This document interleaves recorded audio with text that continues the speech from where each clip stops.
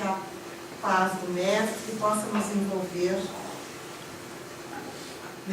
em todas as noites, que não tenhamos ainda nossa paz. Este tema nós escolhemos porque muitas pessoas chegam para nós ainda paralisadas por situações, por culpas, por fatos que os impedem de evoluir. Então a gente quis abordar esse tema com uma proposta de aqui fazermos algumas reflexões sobre aquilo que nos impulsiona, aquilo que nos retrasa na proposta evolutiva. Então, hoje nós vamos abordar este tema. Por que tanta culpa? A psicanálise, ela não se importa com o fato que gera a culpa, mas sim com o sentimento que é acarretado pela culpa. E a culpa advém quando o superego desaprova o que o ego fez. Isto é, quando a nossa consciência desaprova os atos, os pensamentos, as palavras que nós tenhamos proferido ou feito. E esta desaprovação, então, vai originar a culpa. Tudo que nós fazemos tem a aprovação ou a reprovação. Quando nós somos reprovados por nós mesmos, nós vamos gerar a culpa, trazendo uma reprovação interna, sentimentos de autopunição e inferioridade. Nós já temos uma caminhada estruturada e já temos discernimento entre o que é certo e errado. Quando, por determinadas situações, nós optamos para fazer alguma coisa ou falarmos alguma coisa, e depois nós mesmos desaprovamos este ato, ou este pensamento, ou essa atitude, nós geramos uma reprovação. Por que eu fiz isso? Ora, não devia ter falado. Por que eu não me segurei? Por que eu me exaltei? E quando nós aprovamos, nós geramos um prazer. Nós geramos uma aprovação interna de autossatisfação com sentimentos de plenitude. Quem de nós também já não se autoaprovou? Dizendo, ai, que bom que eu fiz isso, que bom que eu pude ajudar, que bom que eu pude alcançar, que bom que eu já penso assim, que bom que eu não revidei. Quantos de nós já nos aprovamos? E isso é automático. Mas a gente vê que a maioria das pessoas ainda se paralisam nos erros. Ainda alimentam as culpas e fortalecem esses gigantes que nos impedem de evoluir. E é sobre isso que hoje nós vamos conversar. Como é que se adquire, então, essa culpa? Ora, esta culpa se adquire fugindo das leis divinas. A lei de Deus está na nossa consciência. Assim, os benfeitores responderam a Kardec quando ele indaga, afinal, onde é que estão escritas as leis de Deus? E os benfeitores, na sua sabedoria, já diz a Kardec, essas leis estão escritas na consciência. Nós já trazemos essas leis na nossa consciência. E à medida que a gente vai evoluindo, nós vamos despertando para essas leis. E quando estas leis já nos fizeram despertar, já trazem o nosso discernimento, elas são aquele pendor de fazer a classificação dos nossos atos, certos ou errados. Então nós não temos necessidade de um julgador, porque a nossa própria consciência já nos julga. E quando nós nos desviamos destas leis divinas, que nós já despertamos para elas, nós aí nos reprovamos, nos repreendemos. Aí nós já buscamos em nós essa situação de certo ou errado. Então, a gente pode verificar que estas leis divinas são as leis naturais. São aquilo que eu já me aliei de certo e errado para a minha vida, que está contido naquilo que Jesus propôs. Não faça a outrem aquilo que não queres que te faça. Se eu me colocar no lugar do outro e raciocinar, será que eu gostaria que o outro fizesse aquilo que eu estou fazendo hoje? E eu respondo com a maior sinceridade do meu coração, aí eu já vou saber para quais as leis divinas eu já estou desperto. Porque, ora, estas leis são inscritas na nossa consciência, no momento da nossa criação, por Deus, que é o nosso Pai Criador. Mas cada um de nós está num nível evolutivo, isto é, num nível de despertamento para essas leis. Aquele que ainda mata, para ele, matar não é contrário ao seu despertamento. Para ele é absolutamente natural. Quantos de nós vimos e ouvimos matadores que não se arrependem no que fazem? Que dizem que fizeram e faliram novamente. Então, eles ainda não estão despertos para essas leis. E por isso a culpa é subjetiva.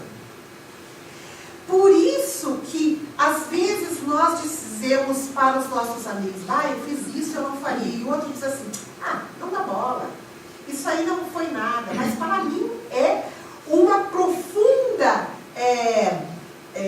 transgressão já das minhas leis despertas.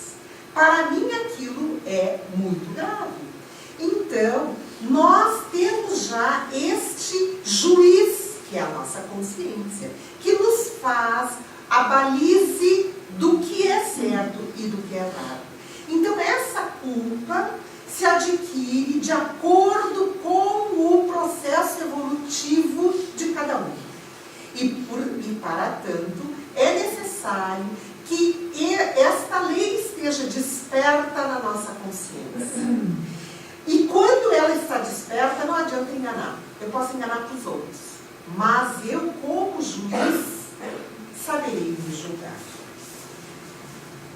Outro item. Como a culpa interfere na saúde? Através dos sentimentos de perda e de baixa autoestima. Vejam só. A culpa não está só inserida naquele processo de reprovação. Ela pode interferir na saúde também. Porque se ela for alimentada e ela paralisar o indivíduo, este indivíduo vai começar a trazer instrumentos na forma de aguilhão para a sua saúde. Vejamos, culpa versus saúde. A alma que traz a culpa, através da reprovação dos seus critérios de certo e errado, vai levar para o perispírito a formação de zonas de remorso. O perispírito é aquele corpo sutil entre a alma e o corpo físico, onde ali nós amealhamos aquilo que fazemos de bom e o que fazemos de ruim. Então, a alma, a mente, o espírito, no seu processo de reprovação, vai trazer para o corpo espiritual zonas de remorso, abscessos, quistos, que vão sendo alimentados se não forem trabalhados, até que traduzam na forma de alteração das células a sua manifestação física de reprovação. Porque no momento que eu reprovo aqui o meu ato, eu vou buscar uma autopunição ou uma autoflagelação. Se eu não trabalhar a culpa, se eu não trabalhar o ato que eu reprovei, se eu ficar paralisado naquilo, não devia ter feito, não presto, não sirvo para nada, que indivíduo que eu sou, eu estou aprendendo a doutrina e na hora eu faço tudo errado, né? Se eu me paralisar no ato, eu vou estar produzindo zonas de remorso, como diz André Luiz no livro Missionários da Luz, e produzindo uma desordem nas células, desencadeando como doenças. Aí nós vamos ter origem dos cânceres, origem da depressão, origem das doenças degenerativas, origem dos infartos, origem dos derrames. Aí nós vamos dar o start. Mas ela era integrante de uma família de cancerosos. Claro. Por quê? Porque nós temos que trazer do nosso bojo genético condições para que, de alguma maneira, possamos desaguar aquilo de que a mente vai fomentar. Então aí a gente vê famílias de infartados, famílias de depressivos, famílias de cancerosos, etc, etc. Da mesma maneira que a gente vê na mesma família de cancerosos que uns não desenvolvem câncer, de infartados que outros não desenvolvem infarto, e assim sucessivamente. Então, a doença interfere sim. Na doutrina espírita nós já sabíamos, mas na medicina somente a partir de 81. O livro Missionários da Luz é da metade do século XX, 1952. Mas esta afirmativa, o sistema imunológico se comunica com o cérebro, partiu dentro da Universidade de Rochester, em Nova York, com o Dr. Robert Adler, somente em 1981, que ele, estudando pesquisas em ratos, verificou que o sistema imunológico respondia às substâncias químicas que eram liberadas pelo cérebro. E ele, estudando a fundo, identificou que não só o sistema imunológico, mas o sistema endócrino também era condicionado às nossas emoções. Então, surgiu aí uma nova especialidade médica, a psiconeuroimunologia. E agora, mais recentemente, a psiconeuroendócrinoimunologia, mostrando que as nossas emoções, nossas, do espírito imortal que somos, quando acionadas, liberam através do nosso cérebro físico substâncias que vão trazer ou saúde ou doença. E a partir daí, então, essa nova especialidade consegue comprovar aquilo que a doutrina espírita já nos explicava através da psicografia de Chico Xavier, ditada por André Luiz, que os nossos órgãos são órgãos de choque, como a gente fala na medicina, das nossas emoções. Tem gente que tem dor de estômago, desenvolve úlceras, desenvolve gastrites. Tem gente que tem problemas de intestino quando acionadas as emoções. Tem gente que tem problemas de fígado, de depressão, de coração, de articulações, e assim todos os nossos órgãos são afetados. Por quê? Porque o perispírito, ele se alimenta daquilo que o nosso espírito lhe comanda. Se nós mandamos lixos mentais, perispírito, vai aquilatando esses lixos até desaguar naquilo que nós chamamos das enfermidades. Se o nosso espírito, se nós, espíritos imortais, vamos amealhando as faculdades nobres, os pensamentos elevados, o nosso perispírito se enche de saúde e transmite saúde para o corpo físico. Desta maneira, então, nós vamos ver que Joana de Ângeles, a mentora de Divaldo, ela vai fazer a afirmação: o remorso é agente de enfermidades. Vejam só. Por quê? Porque quem tem culpa, se não trabalhar nessa culpa, vai ficar no remorso. E este remorso vai trazer as enfermidades. Vamos acompanhar o que ela diz no livro Seara do Bem, que ela ditou para Divaldo. A vida mental responde pelas atitudes comportamentais expressando-se de forma de saúde ou doença, conforme o teor vibratório em que se revista. O bombardeio de petardos, quer dizer, de substâncias, de pensamentos contínuos, portadores de alta carga destrutiva, agindo sobre os tecidos sutis da alma, o perispírito, desarticula as engrenagens dele, que reflete no corpo e na emoção. As enfermidades de etiologia difícil de ser detectada pelos métodos comuns. São aqueles indivíduos que sentem, mas que os exames não dão nada. Que a ressonância não traz nada, que a tomografia, que a radiografia, que os exames de sangue, que os exames de radioimagem não trazem nada. Seguindo.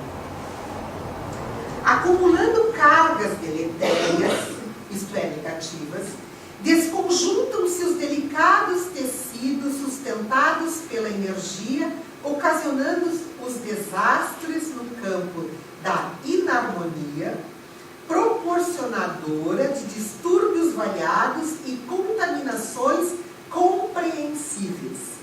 A ação imunológica do organismo desaparece sob a contínua descarga das forças perniciosas, abrindo espaços para as calamidades físicas e psicológicas. E continua ela. Vários tipos de cânceres, alergias e infecções da esfera física e neuroses, esquizofrenias e psicoses na faixa psíquica têm sua gênese, sua formação, no comportamento mental e nos seus efeitos morais.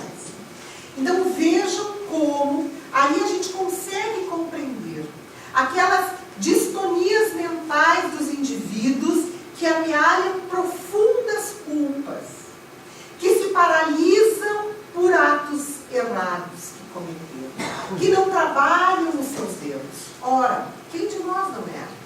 Quem de nós não errou? Não foi o mestre que disse: atire a primeira pedra quem tiver sem pecado? Porque ele sabe que nós ainda erramos e que vamos errar muito até atingirmos a perfeição. Mas é necessário não nos paralisarmos nestes erros. É necessário que sigamos. Por quê? Porque as culpas geram brechas mentais. E essas brechas mentais nos fazem entrar em sintonia com todos os espíritos que nos vêm fortalecer estes desequilíbrios que a mente proporciona, nos trazendo também as doenças espirituais, chamadas de obsessão. Então aí nós vemos que não só no físico as culpas têm origem, mas também no espírito. Trazem doenças espirituais, principalmente aquelas doenças de difícil tratamento, de longo tratamento, que são aquelas doenças sutis da alma, as doenças influenciadas por outras mentes que vibram nas mesmas vibrações em que nós, culpados, reprovadores das nossas atitudes, nos situamos. Aí nós emitimos sensações de autopunições, de autoflagelações. E essas mentes que nos encontram por uma questão de lei universal, que é a lei da sintonia. Elas nos encontrando, elas potencializam. Nós emitimos e recebemos potencializadas todas essas nossas emoções. Então, às vezes, quando eu penso assim, por que eu errei? Para que eu fui falar aquilo? Por que eu não mordi a língua? Por que eu não segurei? Né? Em seguida vem, é isso aí, não devia ter falado, não presto, não mereço mais o amor, não valho, não tenho valor. E aí vou potencializando a minha desvalia. E aí, o nosso organismo, que recebe esses comandos, vai buscando na estrutura sutil uma maneira de corresponder a esse pensamento, desestruturando essas células do corpo espiritual para daí, no corpo físico, transformar essa desestruturação numa enfermidade.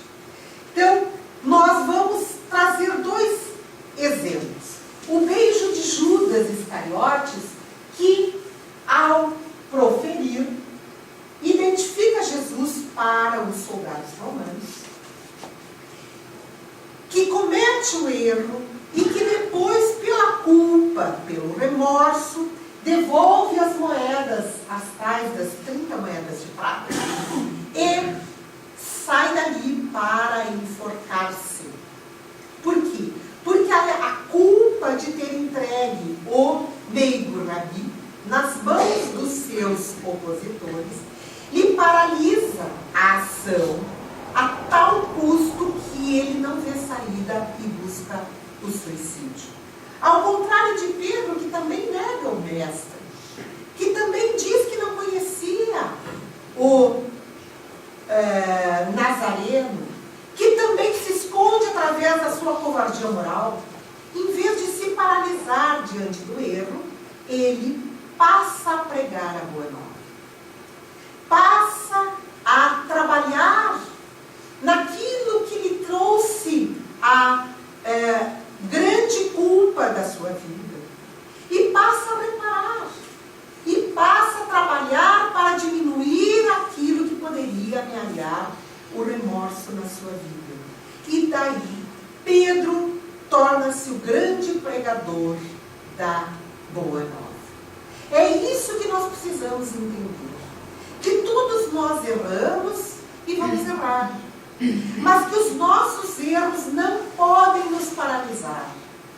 Que os nossos erros têm que servir de instrumentos para nos mostrarem que erramos.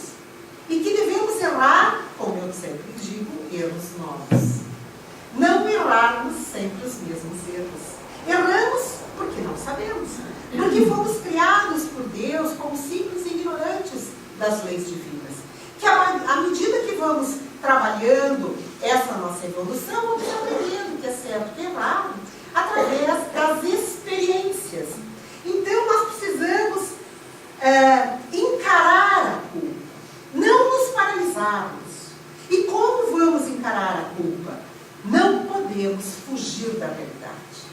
Não é diferente eu dizer que eu não errei do que eu dizer sim, eu errei. Eu não vou fugir da realidade, porque é um fato, eu fiz errado. Mas eu tenho que encarar esse fato. E como eu posso encarar diante daquilo que me traz tanto sofrimento? Eu tenho dois caminhos.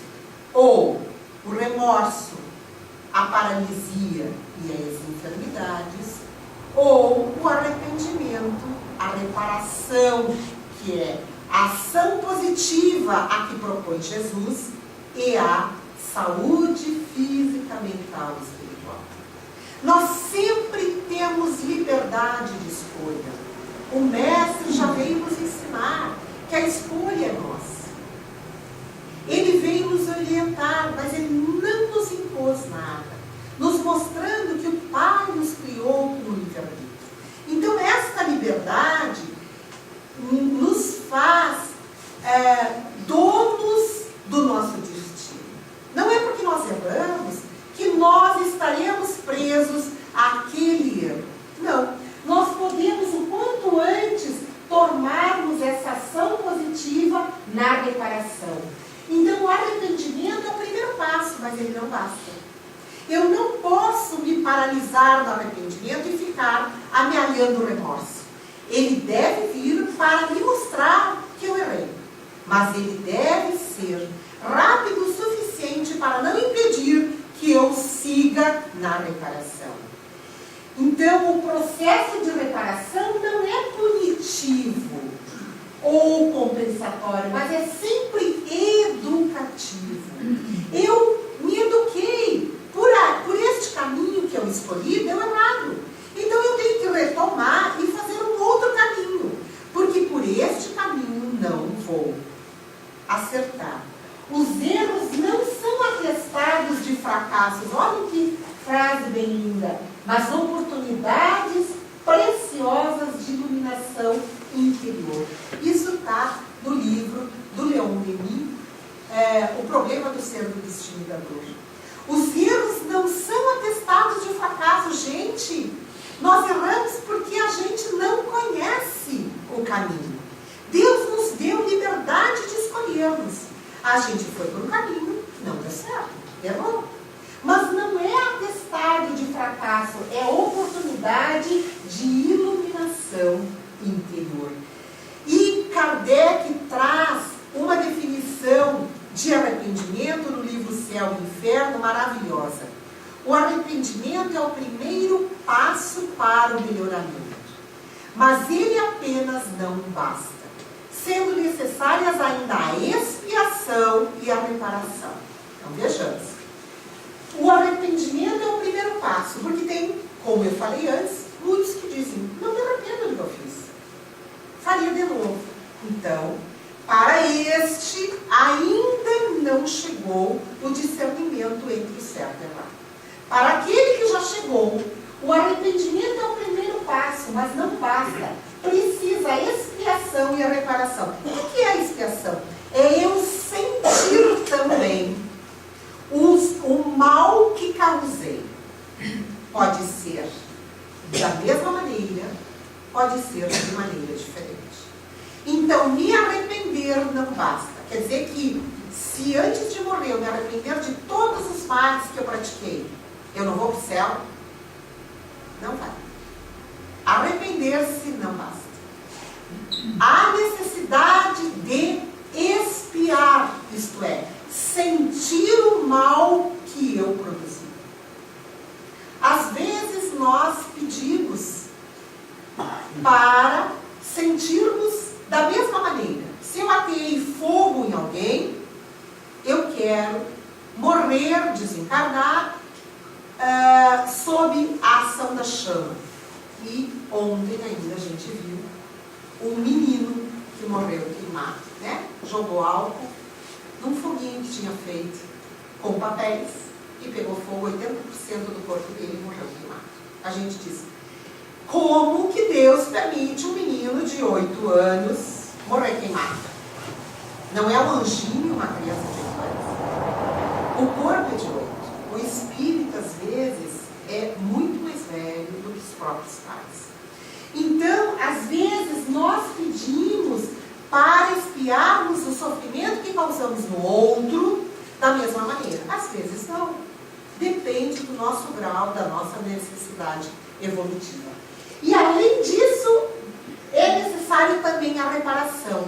A reparação é eu fazer tanto bem quanto mal produzido para aquele indivíduo. Por isso que nós, às vezes, trocamos de papéis na família. Às vezes, levamos o nosso familiar a uma situação de perversão, de sofrimento tamanha, que em vez de vir como pai, como filho, eu inverto os papéis e vou, então, tentar reparar para aquele mesmo espírito o mal que fizera outrora. Mas Kardec continua. Então, além do arrependimento, é necessário a expiação e a reparação. Arrependimento, expiação e reparação são as 3 condições necessárias para apagar os traços de uma falta e de suas consequências. Quer dizer, eu só vou reparar a falta que eu cometi, arrependendo, expiando e reparando. Senão eu não consigo. Por isso que, para nós que estudamos a doutrina espírita, entendemos que é preferível não cometer o erro do que ter que arrepender-se, reparar e expiar. De tal maneira que aquele erro que já nos ensinou serve de exercício para que eu não erre naquele mesmo momento. Como então prevenir a culpa? Ora, através do autoconhecimento. Eu não consigo saber aonde está meu erro se eu não reflexionar sobre quem eu sou, as minhas tendências, as minhas dificuldades, as minhas limitações que eu já trago do passado e que vão me impulsionar como estímulos para o futuro. Eu não vou conseguir fazer isso se eu realmente não me conhecer. E Jesus, nesta citação de Joana, vai nos dar a maior exemplificação. Jesus, o educador, diz ela, por excelência, permanece como o maior didaca da humanidade, por haver demonstrado ser a educação o mais seguro processo de desenvolvimento dos valores adormecidos na criatura. Ora, não foi ele que disse, vai e não voltes a pecar? Eu não posso me conhecer se eu não olhar para mim, se eu não buscar as minhas limitações, se eu não buscar tirar as minhas máscaras, se eu não buscar o autoconhecimento, aquelas falhas morais que eu ainda trago, se eu ainda me olhar sempre assim e não me identificar esta pessoa, eu nunca vou buscar erros novos. Eu vou sempre cometendo os mesmos erros. Eu vou sempre tendo os mesmos tipos de relacionamentos que dão errado, os mesmos tipos de problemas no trabalho, que sempre me causam sofrimento, os mesmos tipos de dificuldade no meu lar, que não me deixam evoluir. Eu tenho que fazer esta busca do autoconhecimento, que é amar e perdoar, mas principalmente amar-se e perdoar-se. Porque daí eu vou trazer da alma para as células este auto-amor, este auto-perdão. Eu não posso evoluir se eu não me perdoar numa falha moral que eu tenho. Se eu não aceitar essa falha como ainda limitador da minha própria evolução. Se eu me considerar perfeita, eu não vou reconhecer a falha. E se eu só alimentar aquela falha, eu vou me paralisar. Então eu tenho que reconhecer a falha e tentar melhorar. E é assim que nós vamos fazer a grande reconstrução interior. Todos nós precisamos fazer a tal da viagem interior. Eu tenho que buscar em mim aquilo que realmente eu sou, as minhas falhas morais. Eu revido muito facilmente. Então o que está acontecendo no meu coração que ele está cheio de mágoa? Para que uma pessoa que fale comigo eu já revida de uma maneira grosseira, de uma maneira deseducada. O que está acontecendo comigo se uma pessoa olha para mim e eu passo a chorar? O que está acontecendo comigo que eu não consigo ter um bom relacionamento na família, no trabalho, no meu lar? O que está auto-reconstrução. Eu tenho que reparar os equívocos. Não são instrumentos de paralisação. Os erros são processos de evolução. Porque se eu não errar, eu não vou aprender. Se nós fomos criados ignorantes das leis de Deus e vamos amealhando essas leis com a nossa vivência, eu vou ter que caminhar, errar e acertar. E eu buscando a reparação, com a aceitação dos erros, com a identificação das ações, com o otimismo, com a atitude positiva, eu vou estar pleno das leis de Deus. Eu vou estar inserido nas leis de Deus. E daí eu não vou mais errar. E daí eu vou conseguir evoluir. E daí eu vou galgando nesse processo de evolução. Para isso é imprescindível que nós tenhamos caridade. Mas a caridade, como entendia Jesus, que está na questão 886 do Livro dos Espíritos. A caridade para com os outros, mas principalmente para comigo.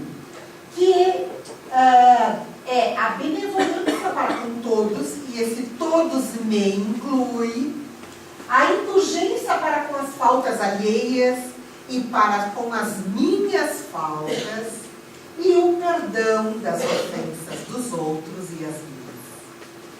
Aí eu vou tirar aquele peso da culpa das minhas costas. Aí eu vou mandar saúde para as minhas células.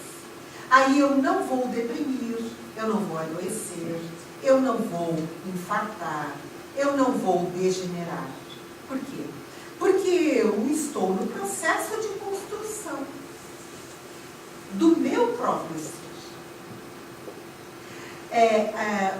Fortalecido por esta vontade que eu trago de melhorar e por todos os benfeitores que têm certeza que eu vou melhorar.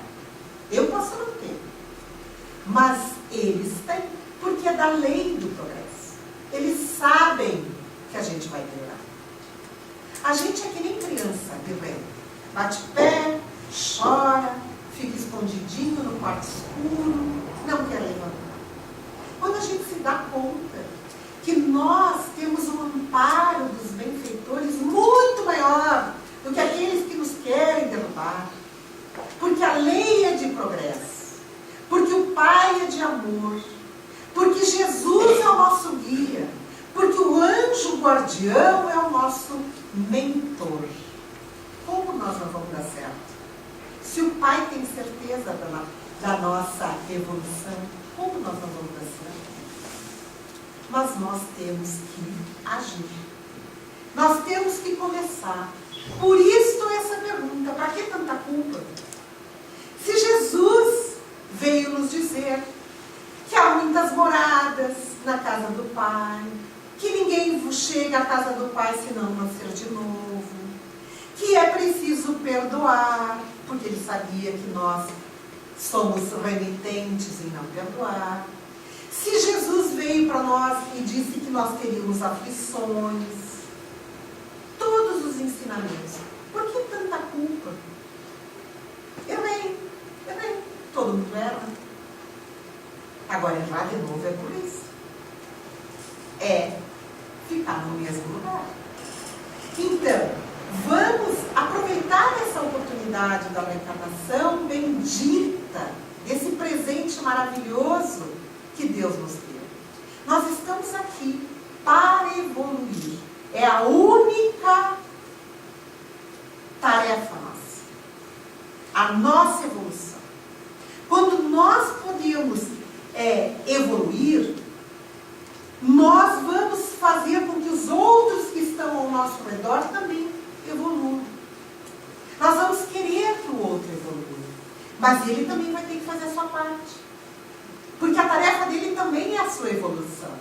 Então eu não tenho que fazer o outro evoluir. Não, eu não tenho. A minha tarefa é a minha evolução. Ah, mas eu não tenho que fazer nem meus filhos evoluírem, não. Tu tens a obrigação de orientar, aconselhá-lo, de acolhê-lo, mas a evolução, a caminhada é individual. O próprio Jesus disse: quem quiser quem quiser chegar ao reino do Pai, ou à casa do Pai, tome da sua cruz e siga-me. Ele não disse: deixe que eu carregue a tua cruz, jogue a tua cruz fora e siga-me. Tome da sua cruz e siga-me. Porque ele sabia que cada um de nós tem as suas aflições, tem a sua cota de culpas, tem a sua cota de erros, mas que apesar disso, a lei é seguinte. Então é necessário que nós rompamos com a cristalização da culpa, que nos impede de evoluir, para operarmos em nós a cristianização que nos conduzirá até a casa do Pai. É preciso que a gente rompa com a culpa, com aquela culpa que está engessada, cristalizada, endurecida, vitrificada. Eu errei, mas eu vou buscar a cristianização, porque esta vai me levar à casa do Pai. Pedro também errou e seguiu, não se paralisou como Judas, que também era um dos apóstolos, que também era um seguidor de Cristo, que também tinha o seu exemplo. Nós temos que fazer das nossas culpas escadas para a nossa evolução. Que todos nós possamos amealhar, cada um a sua cruz, que tomemos ela nas costas, que aliviemos esta bagagem de culpas e que retomemos a caminhada de volta à casa do Pai. Era isso que nós queríamos trazer para vocês, agradecendo a paciência, a atenção, sugerindo alguns livros de estudo que trazem estímulos para a saúde através da libertação das culpas, e propondo a todos uma ótima semana e que Deus os abençoe. Muito obrigada. Vamos